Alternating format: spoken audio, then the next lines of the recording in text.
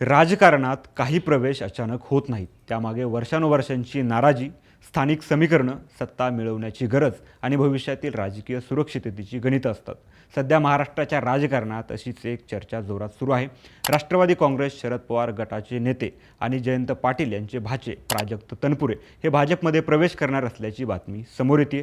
अधिकृत घोषणा अजून झालेली नसली तरी अहमदनगर, राहुरीच्या राजकारणात गेल्या काही महिन्यांत ज्या हालचाली सुरू आहेत त्यावरून प्राजक्त तनपुरे यांचा भाजप प्रवेश जवळपास निश्चित मानला जातोय. स्वतः तनपुरेंनी आजच्या राजकारणात निष्ठेला किंमत उरलेली नाही असं विधान करत पक्षातील नाराजी उघडपणे व्यक्त केली होती. पण प्रश्न फक्त एवढाच नाही की प्राजक्त तनपुरे भाजपमध्ये जात आहेत का.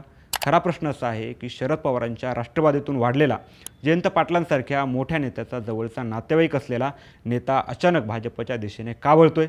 राष्ट्रवादीत त्यांची घुसमट का वाढली. त्यांच्या भाजप प्रवेशामागं नेमकी कोणती कारणं आहेत, जाणून घेऊया या व्हिडिओच्या माध्यमातून. नमस्कार, मी संतोष. तुम्ही पाहताय थोडक्यात. सगळ्यात आधी प्राजक्त तनपुरे यांच्या राजकीय प्रवासाकडे पाहिलं तर हे स्पष्ट होतं की ते केवळ नेपोटिझम प्रोडक्ट नव्हते. तनपुरे कुटुंबाचा अहमदनगर जिल्ह्यात मोठा राजकीय प्रभाव राहिला आहे.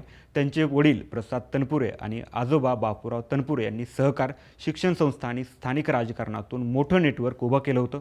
प्राजक्त तनपुरे यांनी अमेरिकेत शिक्षण घेतल्यानंतर सक्रिय राजकारणात प्रवेश केला आणि 2019मध्ये राहुरी मतदारसंघातून विजय मिळवत ते विधानसभेत पोहोचले. उद्धव ठाकरे सरकारमध्ये त्यांना राज्यमंत्रीपदही मिळालं होतं. पण 2024 नंतरचं महाराष्ट्राचं राजकारण पूर्ण बदललं. शिवसेना फुटली, राष्ट्रवादी फुटली आणि विरोधकांच्या अनेक नेत्यांना एक गोष्ट स्पष्ट दिसू लागली. सत्ता नसली तरी स्थानिक अस्तित्व टिकवणं कठीण होणार आणि इथूनच सुरू होतं पहिलं मोठं कारण. पहिलं कारण म्हणजे राजकीय अस्तित्व टिकवण्याची गरज. राहुरीमध्ये भाजपने गेल्या काही वर्षांत अत्यंत आक्रमकपणे संघटन उभं केलं. शिवाजीराव कर्डिले यांचं स्थानिक नेटवर्क आधीपासून मजबूत होतंच.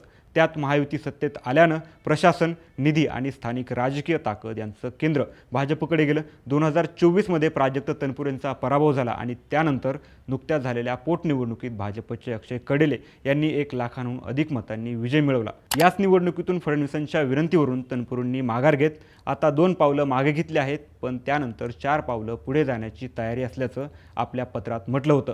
महाराष्ट्राच्या ग्रामीण राजकारणात विचारसरणीपेक्षा सत्तेशी जवळीक अधिक महत्त्वाची असते. निधी, विकास कामं, शासकीय निर्णय आणि प्रशासकीय ताकद यासाठी सत्ताधारी पक्षाशी संबंध असणं गरजेचं मानलं जातं. त्यामुळेच प्राजक्त तनपुरेंनी आपली उमेदवारी मागे घेत पुढच्या राजकीय घडामोडींचे संकेत त्यावेळीच दिले होते. तनपुरेंना कदाचित हे जाणवलं असेल की जर पुढची 5-10 वर्ष विरोधातच राहिलो तर राहुरीतील स्वतःचं नेटवर्क हळूहळू कमकुवत होईल आणि त्यामुळेच त्यांचं भाजपमध्ये जाणं हे आयडिओलॉजिकल शिफ्टपेक्षा पॉलिटिकल सर्व्हायवल स्ट्रॅटेजी असल्याचं मानलं जाते. दुसरं मोठं कारण म्हणजे राष्ट्रवादीतील अंतर्गत सत्ता संघर्ष. शरद पवारांच्या पक्षात गेल्या काही वर्षांत सतत नेतृत्वाचा प्रश्न निर्माण होत आहे. जयंत पाटील यांनी स्वतः प्रदेशाध्यक्षपद सोडण्याची तयारी जेव्हा दाखवली त्यावेळेपासूनच पक्षात नव्या नेतृत्वाबद्दल चर्चा सुरू झाली होती. राष्ट्रवादीत आज 3 पातळ्यांवर संघर्ष दिसतोय. एक म्हणजे शरद पवारांची जुनी पिढी, 2 रोहित पवार, सुप्रिया सुळे यांचं उदयास येणारं नेतृत्व आणि 3 जिल्हास्तरीय नेत्यांची स्वतःची अस्तित्वाची लढाई. या सगळ्यात प्राजक्त तनपुरेंसारख्या नेत्यांना भविष्यात स्वतःसाठी किती जागा उरणार हा मोठा प्रश्न आहे. कारण वास्तव असं आहे की राष्ट्रवादीत केंद्रीय नेतृत्वाभोवतीचं राजकारण खूप मजबूत आहे. जिल्ह्यातील नेत्यांना स्वतंत्रपणे वाढण्याची मर्यादा असते. तनपुरे यांना कदाचित वाटत असेल की पक्षात राहून त्यांची राजकीय उंची एका मर्यादेपलीकडे जाणार नाही. विशेष म्हणजे त्यांनी पोटनिवडणूक न लढवण्याचा निर्णय घेतल्यानंतर भाजप नेते रवींद्र चव्हाण यांच्याशी त्यांची चर्चा झाल्याच्या बातम्या समोर आल्या. हे फक्त योगायोग मानणं कठीण आहे. आता तिसरं कारण म्हणजे भाजपची दीर्घकालीन विरोधकांचे प्रादेशिक चेहरे संपवण्याची रणनीती. महाराष्ट्रात भाजप आता फक्त हिंदुत्वाच्या आधारावर निवडणुका लढवत नाही. भाजपची खरी ताकद म्हणजे विरोधी पक्षांतील प्रभावशाली स्थानिक नेत्यांना आपल्या बाजूला खेचणं. एकनाथ शिंदे असोत, स्वर्गीय अजित पवार असोत किंवा अनेक जिल्हास्तरीय नेते. भाजपने सतत एक गोष्ट केली आहे, विरोधकांचं संघटन कमजोर करत स्वतःचं जाळं वाढवलं. प्राजक्त तनपुरे हे अहिल्यानगर जिल्ह्यातील प्रभावशाली मराठा चेहरा मानले जातात. सहकार क्षेत्र, शिक्षण नेटवर्क आणि स्थानिक संपर्क यामुळे त्यांचं महत्त्व फक्त एका मतदारसंघापुरतं मर्यादित नाही. भाजपला भविष्यात पश्चिम महाराष्ट्र आणि नगर भागात अजून मजबूत व्हायचं असेल तर अशा चेहऱ्यांची गरज आहे. विशेष म्हणजे भाजप आता इम्पोर्टेड लिडरशिप स्वीकारायला पूर्ण तयार आहे. पूर्वी भाजपमध्ये बाहेरून आलेल्या नेत्यांना सहज जागा मिळत नाही असं मानलं जायचं, पण आता परिस्थिती बदलली आहे. जिंकू शकणारा नेता असेल तर भाजप त्याला लगेच स्वीकारतो. चौथं आणि सर्वात महत्त्वाचं कारण म्हणजे महाराष्ट्रातील बदललेली राजकीय मानसिकता. पूर्वी पक्षांतराला मोठा विरोध व्हायचा. निष्ठा हा शब्द महत्त्वाचा मानला जायचा, पण 2019 नंतर महाराष्ट्रात इतक्या मोठ्या राजकीय उलथापालथी झाल्या की मतदारांची मानसिकताच बदलून गेली आहे. आज मतदार स्वतः विचारतोय, माझ्या भागात काम कोण आणणार, सत्तेत कोण आहे, फायदा कोण करून देणार. त्यामुळे नेत्यांनाही वाटू लागलं की पक्ष बदलल्यानं फार मोठं नुकसान होत नाही, उलट सत्तेत गेलो तर विकास कामं आणि राजकीय संरक्षण मिळू शकतं. म्हणूनच प्राजक्त तनपुरे यांचा संभाव्य भाजप प्रवेश हा केवळ एका नेत्याचा पक्षांतराचा विषय नाही, तो महाराष्ट्राच्या बदललेल्या राजकारणाचा आरसा आहे. पण या प्रवेशाचे फायदे आणि नुकसान दोन्ही आहेत. भाजपला याचा स्पष्ट फायदा होईल. अहिल्यानगर जिल्ह्यात आणखी एक मजबूत स्थानिक चेहरा भाजपकडे येईल. मराठा समाजात आणि सहकार क्षेत्रात भाजपची पकड वाढेल. तसंच शरद पवार गटाला मानसिक धक्का बसल्याशिवाय राहणार नाही, कारण हा फक्त नेता नाही तर जयंत पाटील यांच्या कुटुंबातील व्यक्ती आहे. त्यामुळे पक्षातील अस्वस्थता हा संदेश आणखी मजबूत होईल. पण यासोबतच भाजपसाठी धोका देखील आहे, कारण बाहेरून आलेल्या नेत्यांमुळे जुन्या भाजप कार्यकर्त्यांमध्ये नाराजी निर्माण होऊ शकते. राहुरी आणि एकूणच नगर जिल्ह्यात भाजपमध्ये आधीपासून अनेक इच्छुक नेते आहेत. तनपुरेंना मोठं स्थान दिलं तर अंतर्गत संघर्ष वाढू शकतो.